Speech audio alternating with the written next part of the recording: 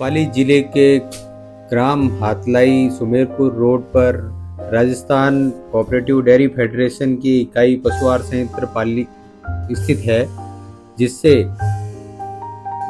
वर्ष 2018 से उच्च किस्म का सरस गोल्ड और सरस सामान्य पशु आहार का निर्माण हो रहा है। इस पशु आहार संयंत्र में अत्याधुनिक स्वचालित मशीनरी से अनाज, खड़, विभिन्न अनाजों के बाई प्रोडक्ट्स, कैल्शियम, नमक, सीरा के मिश्रण से पशुओं के लिए स्वादिष्ट सुपाच्य पशु आहार का निर्माण होता है, जिससे पशुओं के दुग्ध उत्पादन में वृद्धि, उनके फैट में वृद्धि तथा उनकी विभिन्न शारीरिक आवश्यकताओं की पूर्ति के लिए ये आवश्यक होता है। इस पशु आहार का निर्माण कैसे होता है, चलिए आज हम बताते हैं।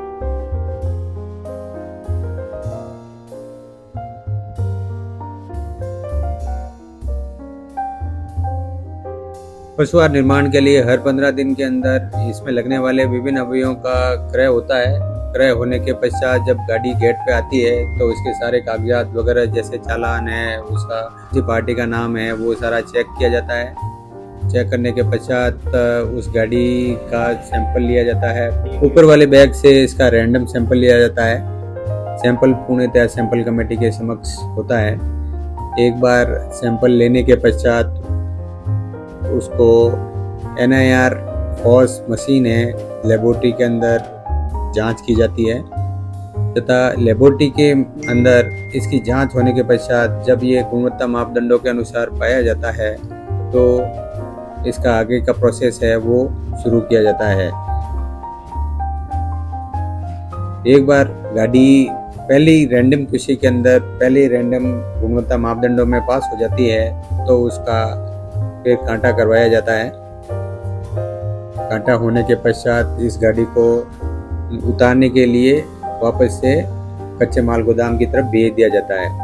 कच्चे माल में उतारते समय हर बोरी से वापस सैंपल लिया जाता है तथा इसके बीच बीच में गहनता से वापस से जांच की जाती है तथा एक बार उतरने के पश्चात जो पूरे सैंपल है उस सैंपल को वापस से प्रयोगशाला के अंदर जांचा जाता है और प्रयोगशाला में इसका गहन अध्ययन के पश्चात यदि वो गाड़ी पास होती है तो उसको उत्पादन के लिए प्रयोग में ले लिया जाता है। जैसे देख रहे हैं आप, उत्पादन शाखा से फिर स्वचालित मशीनरी के द्वारा इसमें बैच का निर्माण होता है। बैच निर्माण के लिए हर 15 दिन में LSEP के अनुसार बैच का निर्माण किया जाता है। पिसाई हो जाती है, ये पिसाई करने की मशीन है। फिर बाद में ये मिक्स हो रहा है माल, यहाँ पे ये सारे अवयव मिक्स होने के पश्चात इसके अंदर भाप से इसको पकाया जाता है तथा इसमें सीरा का मिश्रण है वो मिलाया जाता है जिससे मिठास बनती है।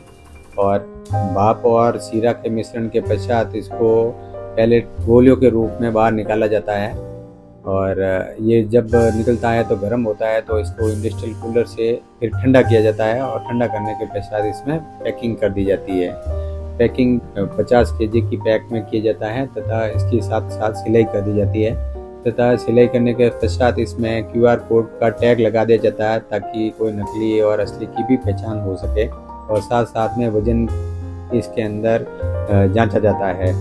और ये सारा करने के पश्चात इसको मजदूरों द्वारा पक्के माल गोदाम के अंदर उतार दिया जाता है और पक्के माल गोदाम में उतारने के पश्चात जब वो एक बार वापस से पक्के माल की पूरी टेस्टिंग हो जाती है तो फिर बाद में गेट पास करने के पश्चात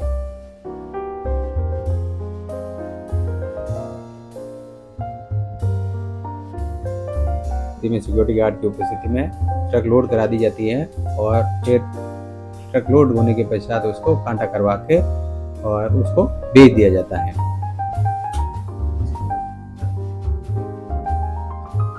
सिक्योरिटी गार्ड द्वारा वापस से इसका चेकआउट का प्रोसेस कर दिया जाता है। सिक्योरिटी से चेक होने के पश्चात ही इसको गेट से बाहर जाने की अनुमति दी जाती है।